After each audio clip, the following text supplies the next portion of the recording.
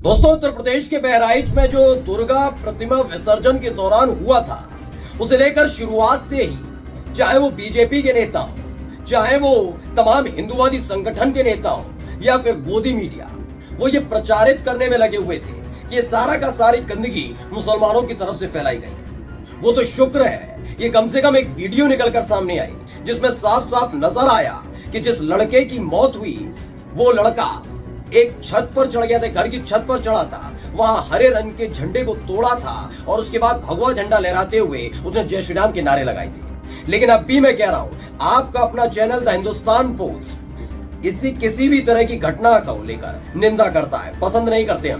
हम भी कहते हैं कि जिसने भी राम गोपाल मिश्रा की हत्या की है उसके खिलाफ सख्त कार्रवाई होनी चाहिए। लेकिन क्या यह मान लिया जाए कि झूठ फैलाने वालों को भी बख्शना चाहिए? नहीं ना, क्योंकि उस हत्याकांड के बाद, इस घटना के बाद गंदगी फैलाने की शुरुआत हुई। ये बताया गया कि उस लड़के ने गलती कितनी बार की थी, बस इतनी ही ना कि हरे रंग के झंडे को उताड़ फेंका था, तोड़ फेंका था और उसके बाद भगवा झंडा लहराया था। उसके एवज में उसे गोली मारने से पहले नुकीले हथियार से उसके चेहरे पर हमला किया, उसके नाखून उखाड़े, करंट लगाया, ये तमाम चीजें कही जाने लगी। लेकिन अब पोल पट्टी खुल रही है कि जो झूठ फैलाने वाले थे, चाहे वो गोदी मीडिया के पत्रकार हो, बीजेपी आईटी सेल के नेता हो या फिर हो अंधभक्त और हिंदुवादी संगठन के लोग, ये सारे के सारे झूठ बोल रहे थे। कुल मिलाकर इनके चेहरे पर कालिक पुत गई है। नमस्कार, मैं ओम प्रज्वल गौतम और आप देख रहे हैं हिंदुस्तान पोस्ट। बहराइच मामले से जुड़ी आज की बहुत महत्वपूर्ण खबर है। अहम खबर इसलिए है कि आपको इससे समझ आएगा कि जैसे ही कोई मसला होता है, कैसे हिंदू मुस्लिम न केवल शुरू किया जाता है, मुसलमानों को आरोपी नहीं दोषी साबित करने पर तुल जाते हैं। और गंदगी फैलाने वाले कोई और नहीं है, जिम्मेदार लोग हैं। पहले में जो उससे जुड़ी हुई खबर है जो आप तक लगातार पहुंच रही है कि रामगोपाल मिश्रा नाम के व्यक्ति को न केवल अगवा किया गया, उसे करंट लगाया, उसके चेहरे पर हमला किया, उसके नाखून उखाड़े, ये सारी की सारी खबर झूठी। और ये मैं नहीं कह रहा हूं, मेरा चैनल नहीं कह रहा, बहराइच पुलिस कहती है। पहले सुनिए क्या है। बहराइच पुलिस ने अपील की है कि 13/10/2024 को यानी 13 अक्टूबर को कस्बा महाराजगंज थाना हरदी जनपद बहराइच में घटित घटना में एक हिंदू व्यक्ति की हत्या के संबंध में सोशल मीडिया में सांप्रदायिक सौहार्द को बिगाड़ने के उद्देश्य से भ्रामक सूचना जैसे मृतक को करंट लगाना, तलवार से मारना, नाखून उखाड़ना आदि बातें फैलाई जा रही हैं, जिसमें कोई सच्चाई नहीं है। पोस्टमार्टम में मृत्यु का कारण गोली लगने से होना पाया गया। इस घटना में एक व्यक्ति के अतिरिक्त अन्य किसी की मृत्यु नहीं हुई है। अतः सभी से अनुरोध है कि सांप्रदायिक सौहार्द को बनाए रखने के लिए अफवाहों पर ध्यान न दें और भ्रामक सूचनाओं को प्रसारित न करें। जनपद बहराइच सोशल मीडिया सेल। अब इस तरह के अपील तो कर दी गई है, लेकिन सवाल ये उठता है जो गंदगी फैला रहे हैं अपील, उनके लिए क्या कहा जाएगा? सोचिए, पोस्टमार्टम रिपोर्ट जो निकल कर आई उसमें पुलिस ने बताया कि ऐसा कुछ भी नहीं है, सिर्फ गोली लगने से मौत हुई। लेकिन सोचिए, राष्ट्रीय चैनल पर बैठकर बड़े बड़े एंकर झूठ बोल रहे हैं, बीजेपी आईटी सेल के नेता झूठ बोल रहे हैं, तथाकथित बड़े बड़े पत्रकार अपने अपने ट्विटर हैंडल पर मुसलमानों के खिलाफ गंदगी फैला रहे हैं। कैसे? अब आपको सिलसिलेवार तरीके से मैं दिखाता चलता हूं। सबसे पहले ये राष्ट्रीय जागरण लिखा हुआ है, आप पढ़ सकते हैं इसके ऊपर।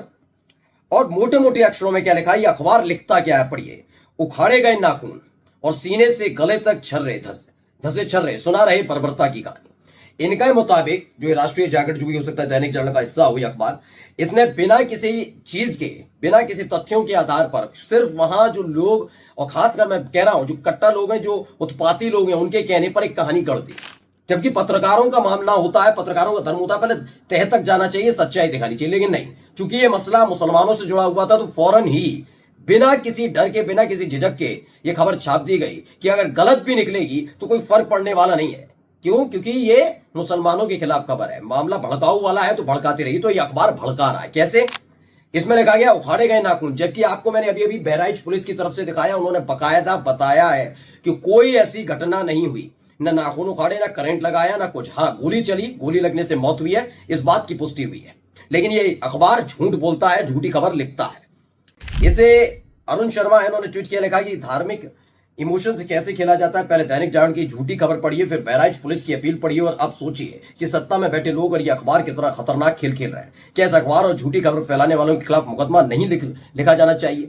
मैं कह रहा हूं कि अगर यही काम अगर अभी मुसलमान समाज की तरफ से होता तो अब तक उसके घर पर बुलडोजर चल गया होता।